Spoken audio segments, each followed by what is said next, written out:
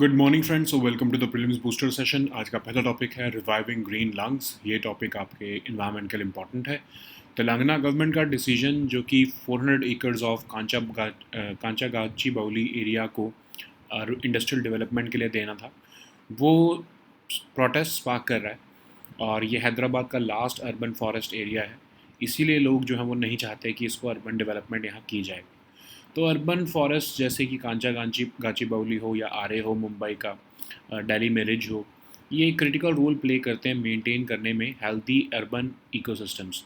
Combat करते हैं air pollution को, रिड्यूस करते हैं अर्बन हीट आइलैंड्स को, मैनेज करते हैं स्टॉर्म वाटर इरोजन को और फ्लडिंग को।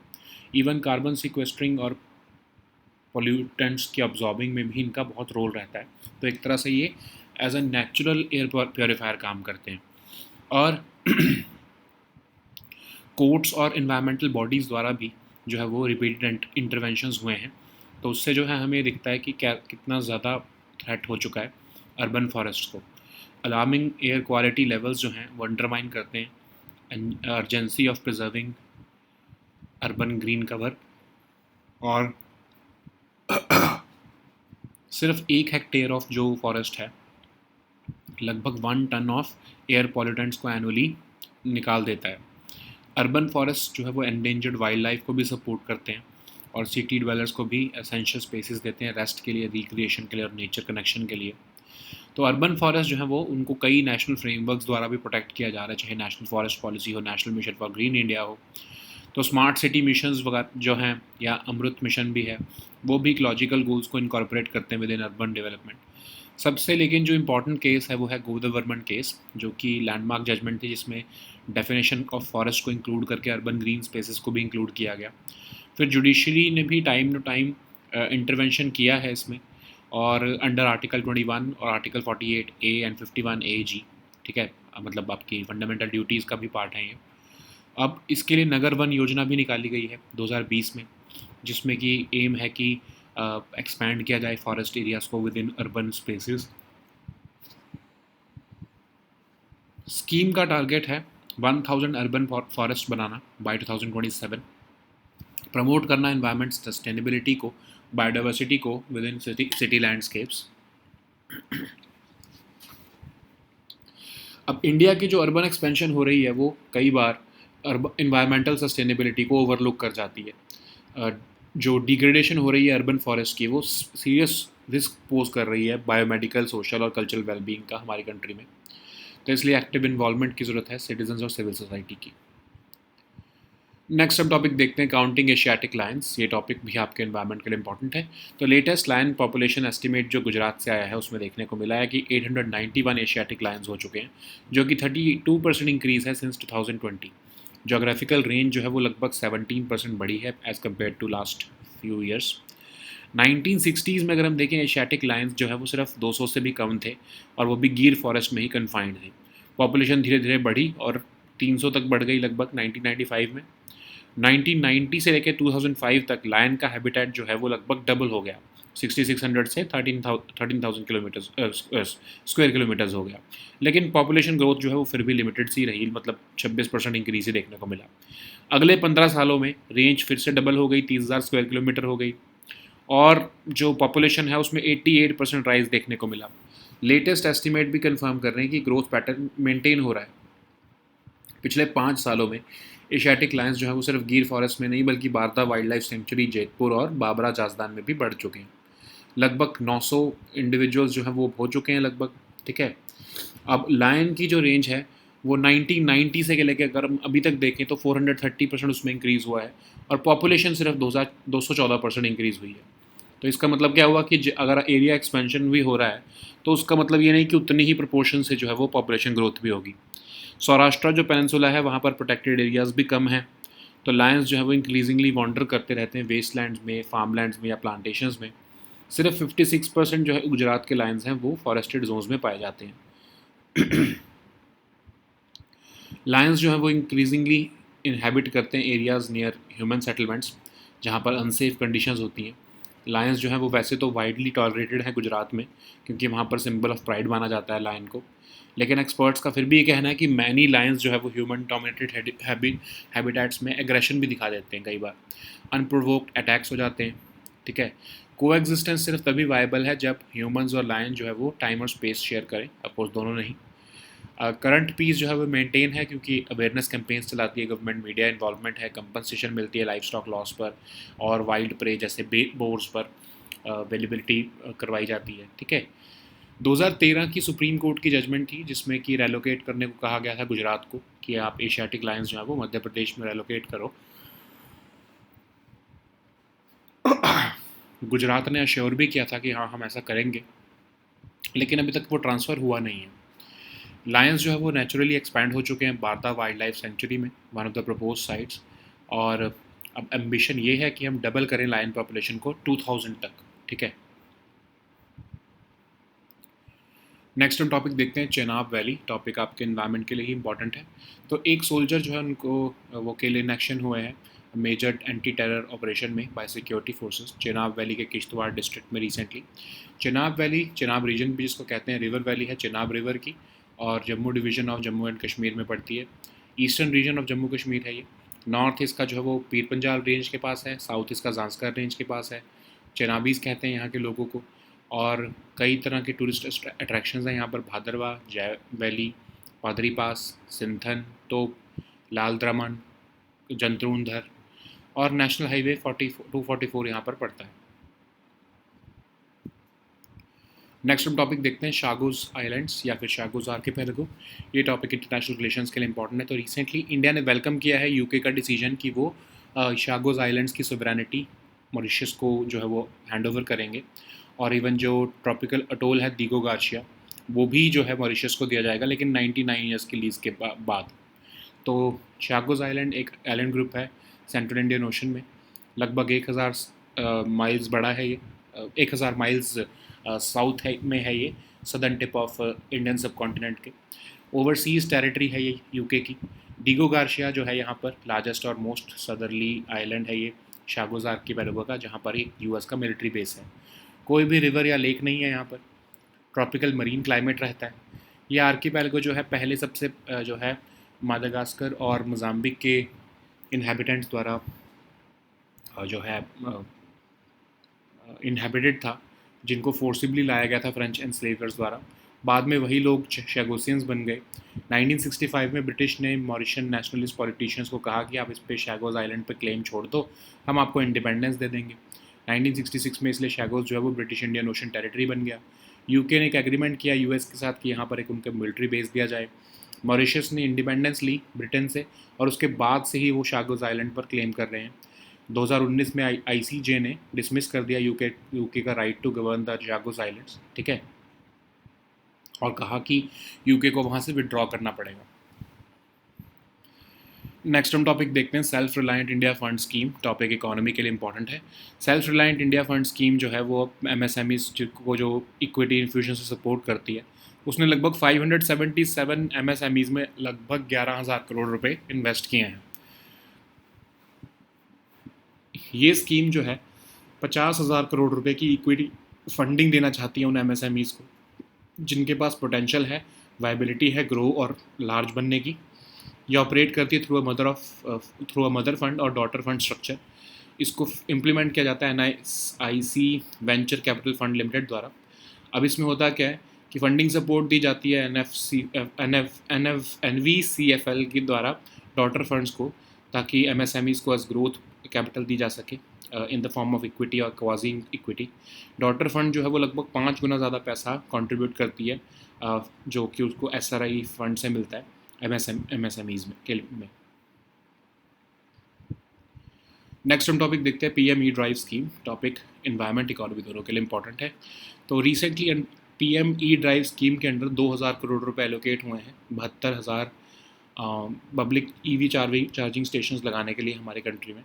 तो पीएम ई ड्राइव स्कीम जो है एक फ्लैगशिप इनिशिएटिव है एक्सेलरेट करने के लिए इलेक्ट्रिक मोबिलिटी को इंडिया में, और रिड्यूस करना चाहते हैं इसमें हम transport related carbon emissions, air quality improve करना चाहते हैं, एनर्जी सिक्योरिटी एनहांस करना चाहते हैं। स्कीम जो है इसका टोटल फाइनेंशियल आउटले 10,900 करोड़ है।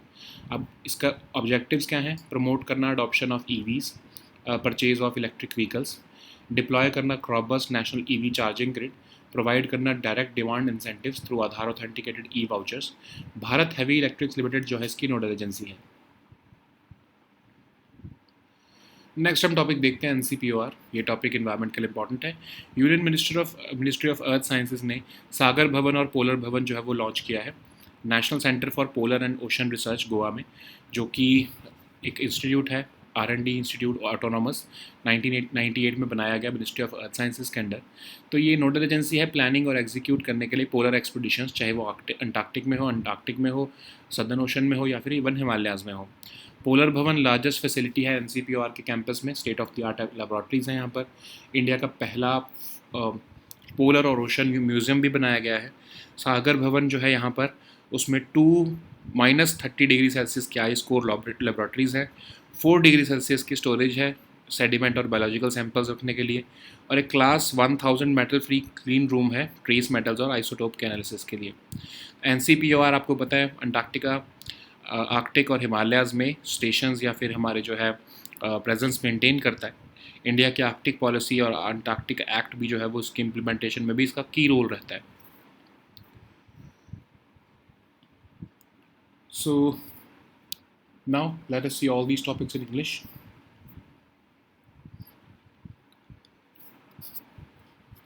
So the first topic is reviving green lungs. This topic is important for your environment section.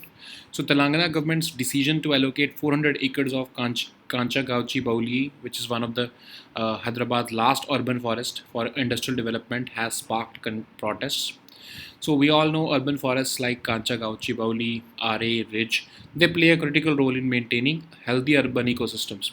They help combat pollution, reduce urban heat islands, and manage stormwater erosion and flooding. By sequestering carbon and absorbing pollutants, they act as natural air purifiers. Repeated interventions by courts and environmental bodies in cities like Bhopal and Allahabad highlight the increasing threat to urban forests. Alarming air quality levels have underlined the urgency of preserving urban green cover. With PM 2.5 and PM 10 pollutants largely from vehicles and construction, urban forest acts as effective buffers, with 1 hectare capable of removing about 1 ton of air pollutants annually. Urban forests support endangered wildlife and offer city dwellers essential spaces for rest, recreation, and nature connection. Urban forests are supported by key national frameworks like the National Forest Policy, National Mission for Green India, and also stress the importance of afforestation and social forestry. Apart from that, we also have Smart Cities Mission and Amrit Mission, which are also incorporating ecological goals within urban development. We have the Godavarman case, which was a landmark judgment which expanded the definition of forests to include urban green spaces. Judicial bodies have also intervened directly. Judicial interventions also align with Article 21 and Article 48A and 51A. So what is Nagar Van Yojana? It was launched in 2020 by Ministry of Environment, and this Nagar Van Yojana aims to create and expand the forested areas within urban spaces with a goal of developing 1,000 urban forests by 2027. So India's rapid urban expansion often overlooks environmental sustainability. The degradation of urban forests pose serious risks to biomedical, social, and cultural well-being. Protecting urban forests require active involvement from citizens and civil society. So the next topic is counting Asiatic lions. This topic is important for environment section. Latest lion population estimate in Gujarat has shown 891 Asiatic lions, marking a 32% increase since 2020. The geographical range has also expanded by 17%. Since in the 1960s, Asiatic lions were fewer than 200, confined to the Gir forest. The population grew slowly and remained under 300 until 1995. Between 1990 and 2005, the lion's habitat range expanded from 6,600 square kilometer to 13,000 square kilometer, yet population growth was limited. The next 15 years saw the range double to 30,000 square kilometer, which is and it also saw population increase of 88%. The latest estimates also confirm that the growth pattern is sustainable. In the past 5 years, Asiatic lions have moved not just in Gir forest but also expanded to three new regions: Barda Wildlife Sanctuary, Jethpur, and Babra Jazdan. And we have almost now 900 individuals, uh, Asiatic lions. So while the lions range expanded by 430% since 1990, their population rose by 214%, which means that there is no proportionality between the area expansion and population growth. So Saurashtra Peninsula lacks sufficient protected areas beyond Gir National Park, and lions increasingly wander into wastelands, farmlands, and plantations. Only 56% of Gujarat's lions were found in forested zones. Lions are increasingly inhabiting areas near human settlements. Of course, that's why they face unsafe conditions. Unlike leopards, lions are widely tolerated in Gujarat, considered as simple symbols of pride. Experts also warn that many lions in Gujarat, in human dominated habitats, show aggression. Unprovoked attacks have also been reported. Coexistence is viable only when humans and lions share time and or space, not both, of course. Current peace is maintained through awareness campaigns, media involvement, compensation for livestock loss, and even availability of wild prey like boars. Despite a 2013 Supreme Court order mandating the relocation of Asiatic lions from Gujarat to Madhya Pradesh, the move has been delayed for over 12 years. Project Lion, which initially proposed 7 sites across Madhya Pradesh and Rajasthan for lion relocation, later on decided the assessment to sites within Gujarat only. Lions have naturally expanded to Barda Wildlife Sanctuary, and now we have the ambition to double the lion population to 2000.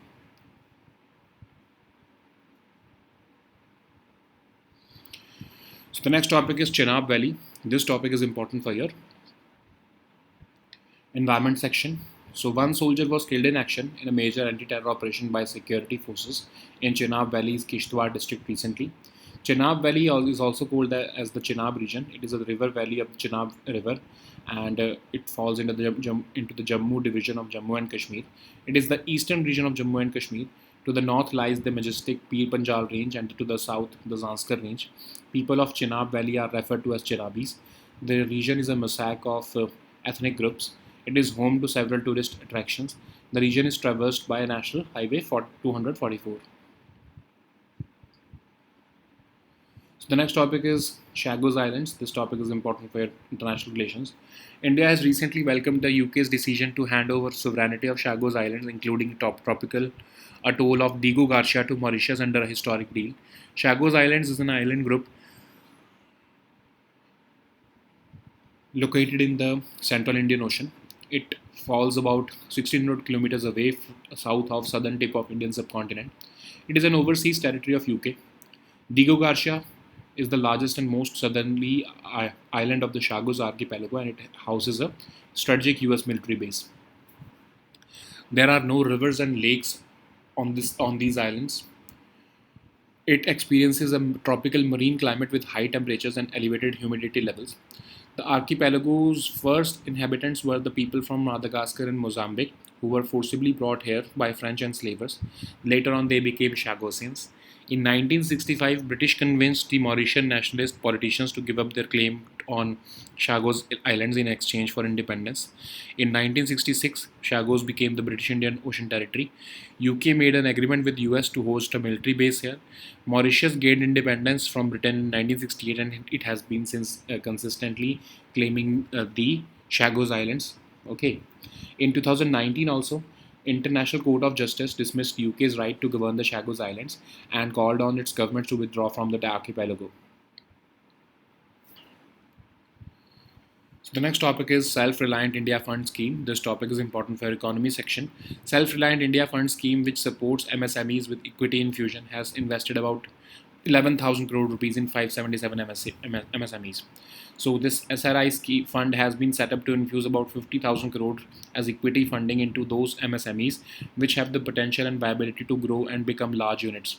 So SRI fund operates through a mother fund and daughter fund structure for equity and quasi-equity investments.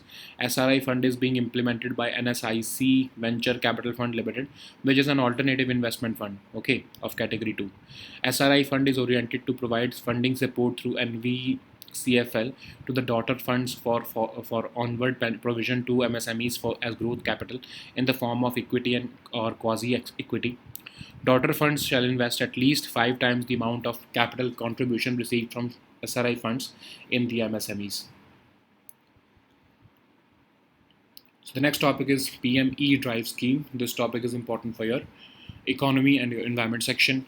So recently, under the PME Drive scheme, 2,000 crore rupees is allocated to set up 72,000 public EV charging stations across India. PM E-Drive is the flagship initiative launched to accelerate electric mobility in India through demand incentives and charging infrastructure support. It aims to reduce transport related carbon emissions, improve air quality, and enhance energy security by decreasing fossil fuel dependency. The scheme has a total financial outlay of 10,900 crore rupees. The aim is to promote the adoption of EVs by supporting the purchase of electric vehicles, to deploy a robust national EV charging grid, and to provide direct demand incentives through Aadhaar authenticated e-vouchers. Bharat Heavy Electrics Limited is the nodal agency for the scheme. The next topic is NCPOR. This topic is important for environment section. Recently, Union Ministry of Earth Sciences has inaugurated the Sagar Bhavan and Polar Bhavan at the National Center for Polar and Ocean Research, Goa. This center was established in 1998 as an autonomous R&D institute under the Ministry of Earth Sciences. It is located in Goa, of course. It is the nodal agency for planning and executing polar expeditions in the Antarctic, Arctic, Southern Ocean, and Himalayas. Polar Bhavan is the largest facility on the NCPOR campus. It includes a state-of-the-art laboratories. It houses India's first polar and ocean museum for public scientific outreach. It also includes a Sagar Bhavan, which has two minus 30 degrees Celsius ice core laboratories, 4 degrees Celsius storage units for achieving sediment and biological samples, and a class 1000 metal-free clean room for trace metals and isotope analysis. Okay. NCPOR maintains India's research presence in not just Antarctica but also in Arctic and even Himalayas. It is also the nodal agency for effectuating the Arctic policy and India's Antarctic Act. Okay. So these were our topics for today. We'll meet next time on Monday now with new topics. Until then, goodbye and take care.